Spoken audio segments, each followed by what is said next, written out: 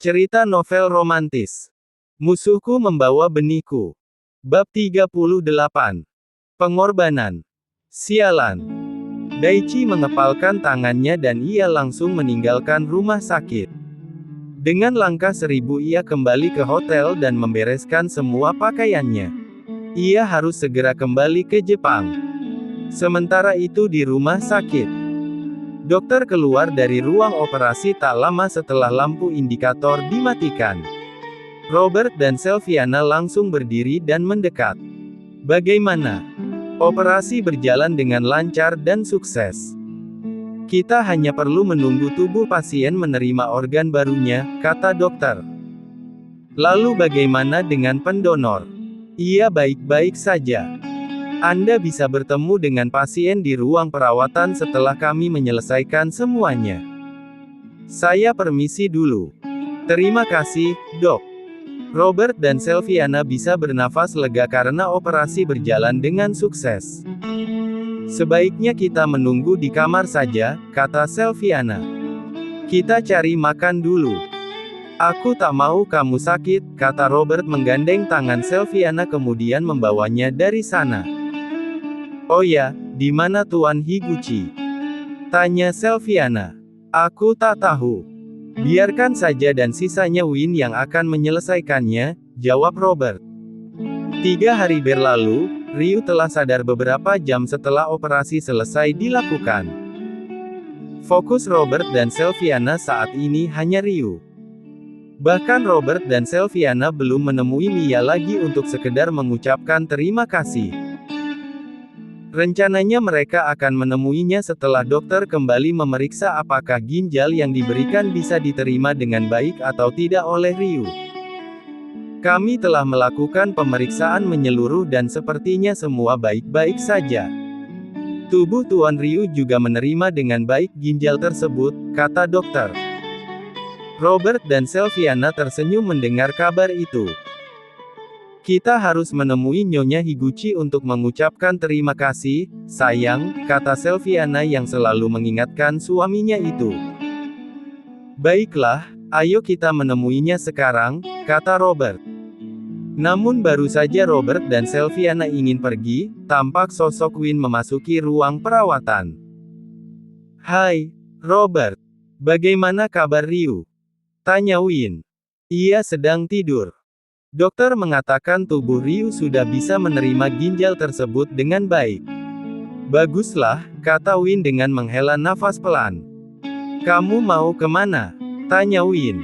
Antar aku menemui Nyonya Higuchi, Win.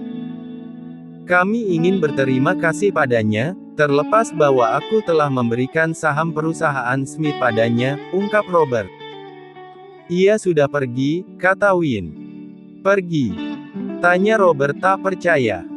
Ya, ia sudah pergi, kata Win sekali lagi menegaskan. Kamu sudah memberikan semua sesuai dengan keinginannya waktu itu kan? Tanya Robert lagi. Sudah, aku sudah mengurus semuanya. Sekarang lebih baik kamu menjaga Ryu di sini.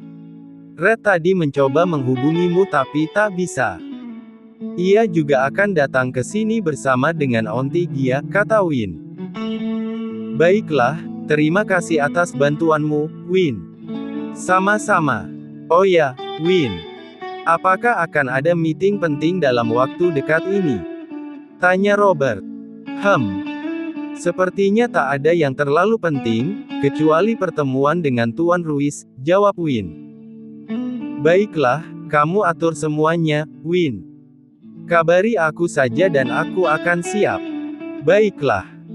Kalau begitu aku pergi dulu, ujar Win yang keluar dari ruang perawatan Ryu. Robert dan Selviana pun kembali duduk di sofa untuk menemani Ryu. Saat ini Robert seperti melihat dirinya sendiri. Ia dan Ryu sama-sama menerima bantuan organ dari orang lain. Kita berdua sangat berhutang budi pada orang yang membantu kita, Ryu. Aku sangat berhutang banyak pada dadimu. Berkat dirinya, aku bisa merasakan kehidupan ini, kehidupan yang tak pernah terbayang untuk kumiliki. Batin Robert. Win melangkah menyusuri koridor. Ia berdiri di depan salah satu pintu ruang perawatan. La menghela nafasnya pelan sebelum akhirnya ia membuka pintu dan masuk ke dalam. "Kamu baik-baik saja?" tanya Win. "Aku baik-baik saja, Unchle. Apa aku sudah boleh pulang?" Flashback on. Mia mengepalkan tangannya saat mendengar ucapan Daichi di ponsel. Ya, tanpa disadari oleh Daichi, Mia mendengar semuanya. "Aku tak akan membiarkanmu berbahagia di atas penderitaanku." "Sialan kamu, Daichi," gumam Mia. Mia bersikap biasa saja, tapi hatinya merasa sakit dan dendam pada Daichi. Hatinya penuh amarah saat Daichi menyatukan mereka, bahkan menyebut nama wanita lain tanpa sadar. "Aku akan membuatmu membayar semua dengan sebuah kehancuran." Sejak hari itu, Mia mengambil keputusan untuk membatalkan rencananya mendonorkan ginjal. Ia tak bisa langsung kabur karena Daichi seperti mengawasinya. Pria itu bahkan mengambil semua kartu debit di mana Robert mengirimkan uang agar ia bisa hidup nyaman dan makan sehat agar operasi berjalan dengan lancar. Hingga ketika tiba di hari H, Mia yang sudah berada di meja operasi pun membatalkan rencananya. Ia turun dan kabur dari sana. Oleh karena itulah terjadi keributan sesaat, tapi dengan mudah teratasi. "Aku yang akan menggantikannya. Bukankah kalian sudah melakukan tes padaku juga dan itu cocok?" kata Vanilla saat itu. Dokter pun akhirnya mengangguk dan mengambil tindakan. Hanya satu permintaan Vanilla, yakni bahwa keluarga Smith tak mengetahui hal ini dan tetap mengira bahwa Mia Higuchi lah yang mendonorkan ginjal untuk Ryu. Flashback off. "Dokter mengatakan kamu harus berada di sini untuk pemulihan minimal selama 1 minggu," kata Win. "Tapi aku harus segera pergi, Unchle. Aku tak ingin terlalu lama di sini, nanti mereka akan menemukanku." "Kamu benar-benar tak mau menemui orang tuamu, Van?" tanya Win. "Aku ingin, tapi bukan sekarang." "Bukan sekarang? Lalu mau sampai kapan kamu bersembunyi?" "Sampai Tuhan yang mempertemukan kami kembali. Aku berterima kasih pada Unchle karena tak mengatakan apapun pada Dedi dan Mommy." "Terima kasih banyak, Unchle." Win menghela nafasnya dalam. Ia menatap putri sahabatnya yang kini terbaring di atas tempat tidur rumah sakit karena baru saja selesai menjalani operasi. "Untuk apa kamu terus berkorban seperti ini, Van? Apa kamu tidak tahu bahwa kedua orang tuamu sangat bersedih dengan kepergianmu? Mereka sangat kehilangan dirimu, terutama Robert." Vanilla merasakan rasa sakit di hatinya ketika mendengar ucapan Win. Ia tahu keluarganya pasti kehilangan dirinya, tapi mendengar langsung apa yang dikatakan oleh Win, membuat ia semakin merasa sakit dan juga rasa bersalah yang begitu besar. "Oleh karena itu, biarlah mereka menganggap aku sudah tidak ada. Unchle, bantu aku menjaga Dedi dan Mommy. Aku sangat menyayangi mereka. Sangat." Win mendekati Vanilla kemudian mendekap putri sahabatnya itu, "Unchle akan menjaga mereka. Berikan nomor ponselmu pada Unchle agar Unchle bisa menghubungimu." Vanilla akhirnya memberikan nomor ponselnya, membuat Win menautkan kedua alisnya. "Kamu tinggal di Amerika?" "Ya, Unchle." Bisakah Unchle membantuku keluar dari rumah sakit ini dan mengantarku ke bandara?" tanya Vanilla. "Aku akan melakukan apapun, Van. Unchle hanya memintamu untuk tetap sehat. Pengorbananmu terlalu besar untuk Ryu." Unchle tidak tahu apa yang akan ia katakan jika ia tahu semua ini. "Jangan katakan apapun padanya, Unchle. Aku ikhlas. Aku ingin ia sehat dan membantuku menjaga Dedi dan Mommy." Win kembali menghela nafasnya, "Unchle akan sering mengunjungimu di sana nanti." Ryu merasakan sesuatu yang berbeda di dalam dirinya. Sudah 1 minggu ini ia kembali pulang ke Mansion Smith, tapi ia masih merasa sedikit canggung pada Robert, tak seperti sebelum-sebelumnya. Setelah pengakuannya tentang semua hal tentang Vanilla, Ryu merasa Robert sedikit menjauhinya. Pria yang sekarang ia panggil Daddy itu lebih banyak pergi ke perusahaan Smith atau berada di dalam ruang kerjanya jika sedang ada di rumah. Dad. Ryu mengetuk pintu ruang kerja Robert dan membukanya. Ia melihat Robert yang tengah duduk di kursi kebesarannya dan tampak sedang berpikir. "Bolehkah aku masuk?" tanya Ryu. Robert menghela nafasnya pelan, "Masuklah." Dengan langkah pelan Ryu memasuki ruang kerja Robert. Ada rasa tak enak di dalam dirinya. Ia merasa menjadi anak angkat yang tidak tahu diri. "Duduklah. Apa yang kamu inginkan?" tanya Robert. Aku ingin minta maaf atas semuanya. Semua yang terjadi adalah kesalahanku dan aku akan membayar semuanya. Aku akan melakukan apapun untuk Daddy dan Mommy. Menurutmu, apa yang kami inginkan? Ryu mengangkat wajahnya kemudian menatap mata Robert. Setiap kali Robert menatapnya, ia merasa Vanilla sedang menatapnya, membuat nyalinya tiba-tiba saja ciut. Apalagi setelah ia berhalusinasi tentang Vanilla di rumah sakit waktu itu, bagaimana sikap Vanilla yang sangat berubah, semakin mirip dengan Robert. La menggelengkan kepalanya, "Aku tak tahu, tapi aku akan melakukan apapun. Kalau aku minta kamu untuk membawa Vanilla kembali ke hadapan kami, apa kamu akan melakukannya?" Pertanyaan Robert sontak membuat jantung Ryu berdetak dengan sangat cepat. "Bagaimana aku bisa membawanya pulang? Aku bahkan tak tahu ia masih hidup atau tidak," batin Ryu. "Aku bahkan ingin ia kembali ke sini dan saat ia kembali, biar aku saja yang akan pergi," kata Ryu. "Aku sudah banyak merepotkan kalian dan..." Brak. Ryu tersentak kaget ketika mendengar Robert menggebrak meja kerjanya. Baru kali ini ia melihat wajah Robert yang terlihat amat marah bahkan sampai menggebrak meja di hadapannya. "Jangan pernah sekalipun kamu berniat pergi dari kami, Ryu. Apa kamu tak pernah menganggap keberadaan serta kasih sayang kami padamu?" Dad. Robert menghela nafasnya dalam, "Maaf jika belakangan ini Dad agak sedikit mengacuhkanmu. Dad hanya sedang berpikir untuk mencari Vanilla di benua Asia. Kurasa Jata ada di sana, Dad," kata Ryu. Robert menautkan kedua alisnya.